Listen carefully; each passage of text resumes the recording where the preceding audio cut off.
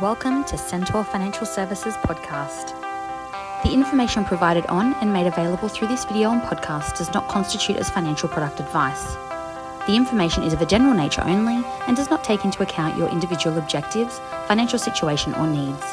It should not be used, relied upon, or treated as a substitute for specific professional advice. We recommend that you obtain your own independent professional advice before making any decision in relation to your particular requirements or circumstances. Hi everyone, Hugh Robertson here, Managing Director of Centaur Financial Services. I just wanted to do a quick video for everyone on a investment update over the past 12 months.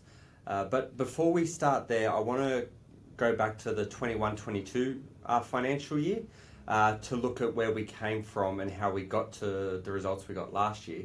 So in 21-22, we had Australian shares were down 7.6%. We had our US shares were down around 2.4%. We had our global shares down 6.5%. We had Australian bonds. They were really poor performing. They were down around 10.5%. And we had Australian listed property down over 12%. The best performing asset class was cash that had done 0.10%.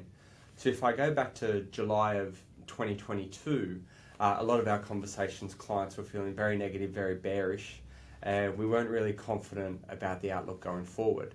So let's now look at what the issues were. When we reflect on what the issues were there, we had interest rates had surprised on the upside. We had inflation was proven to be a lot stickier than thought and was really we weren't able to get rid of it. We had unemployment going low, so there's a lot more people with jobs. And there was really a tough environment. Compound that with we had Russia-Ukraine tensions, we had China-Taiwan tensions, and it really was a rough year, the whole of 2022.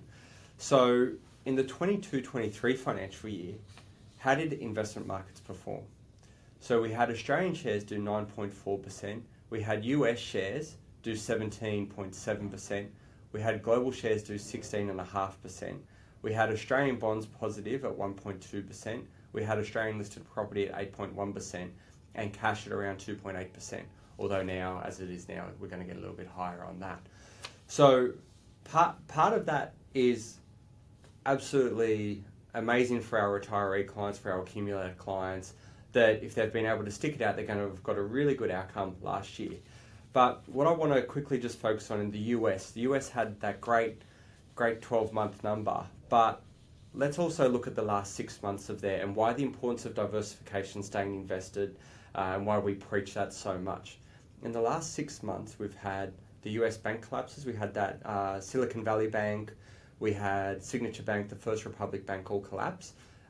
We then had the worry of that there was going to be a contagion effect, and that was then we saw that Credit Suisse got overtaken by UBS. So we were a bit worried at the start of the year, especially about the US economy, high probability of a recession. We then, looked at, is that going to be a banking crisis like what we had all those years ago? We've had the debt ceiling increase that they needed to do, and that was a political issue, but as well as a financial issue. So all these things could have really destabilized the markets, and yet what we saw, despite all of that, markets were amazingly resilient, and you got in excess of 17% in your US shares. Now, when we break that down, 70% of that return came from 7 stocks, and they're all the AI-related stocks. So that was very important to us noticing that, and it's just something to watch. Is that AI going to be a bubble, or is it an ongoing theme that we really need to pay attention to? And behind the scenes, we're really looking strongly into that. The next part is around some of the emails that we've gotten from clients, because once the annual, the 1 year numbers come out, then the Financial Review will release a league leaders table. Importantly for clients, we're never going to be on the league leaders table because we're not a retail superannuation or an industry offering, so we don't qualify to get on that table anyway. But for hoots and giggles, I thought let's see what they are, and I've got the numbers below to go through. So the best performing superannuation fund in Australia was ESS Super with a return of 13.3%, which is a really great year. Then followed by a Vision Super Fund Balanced Growth, which was 11%. Brighter Super Balance Fund at 10.6, Uni Super at 10.3, Equip Super at 10.1. A lot of these you may not have heard of. They're quite small funds, but they did well. So although we know that comparison is the thief of joy and we should never do it, I've gone ahead and done it because when you're with Centaur, I want you guys to always have peace of mind that your investments are doing well. That's a key pillar of our service now, helping you guys hit your retirement goals. So our core fund did 11.83%. Now, interestingly, that is 65% invested in growth assets and 35% in defensive assets. When we compared that to the top performing fund, the ESS Super Fund, that had done 13%, the ESS Super Fund actually had 10% more invested in growth assets. So it was riskier than what our core fund was. So we would expect a higher return for the risk taken. And when we did a risk-adjusted return to match up the asset allocations and bump ours up to a core of 75%, the return on that was about 13.94%. So on a risk-adjusted return, we feel really confident with how that's performed over the past 12 months. And even standing on its own merit at 11.83, it would have come in number 2. Our index fund in the core offering, again, 65% invested in growth assets, 35% in defensive assets, was 10.14%. On the growthier side of the portfolio, which is about 90% invested in growth assets and 10% in defensive assets, the active fund returned 15.74% for the year, compared to a benchmark of 13.38%, so it did better than the benchmark, which is great. The index option of that did 14.42%, again, a cracking return for a really volatile time, was a beneficiary of more exposure to international shares, especially US. And our sustainable growth fund rebounded from a poor 21-22 year to be the diamond in the crown with a 17.01% return for the past 12 months, compared to a benchmark of 13.31%. So again, a really good outcome for our investors. We do also have a standalone Australian share investment option that's managed by 4 managers, and that was able to return 15.56% for the past 12 months, compared to a benchmark of 14.4. So some really great investment outcomes came to clients who were able to weather the storm of the 21-22 financial year and stick with it through 22-23 and get the really nice results. So for all those clients that followed our advice and stayed the path, thank you very much. And for people and your friends around who you do talk to, that's one of the very big principles that we really need to focus on going forward, that clients do stay invested through the storm, because it does seem that volatility is probably here to stay.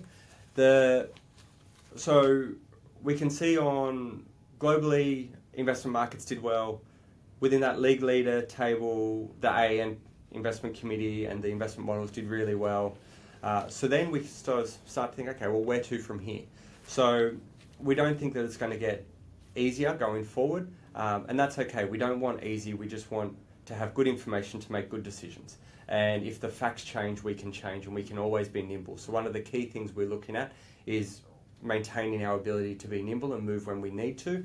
We're also looking at continued focus on asset allocation and making sure that we're really understanding what are we investing in fixed income, what are we investing in Australian shares, how much do we want to allocate to those asset class, to Australian shares, to international shares, to property. So that's going to maintain a big focus for us over the next year, and we're going to spend a lot of time thinking about that and how to best position your portfolios to reduce downside risk, capture the high income that's now on offer through the increased interest rates, and get through any economic winters that might be thrown our way due to some of the uncertainties that are going to be around. And finally, the thing we've been talking about a lot with, I suppose, the media in general now is don't fall for the traps. So don't fall for high yield's sake. Don't chase unlisted assets that say that they've retained their value when they haven't. There's been some recent examples of the unlisted assets having a market back to a market rate, and they've gone down something like 15-20%. You've also had the issue of unlisted assets, people trying to access their money, and they haven't been able to. So again, these are areas that we're going to avoid for our clients, because it's your money, it's not the fund manager's money, and as stewards of your wealth, we're always going to manage that with as much integrity and discipline as we can, maintaining that if you do want your money back, you will in fact be able to get it back.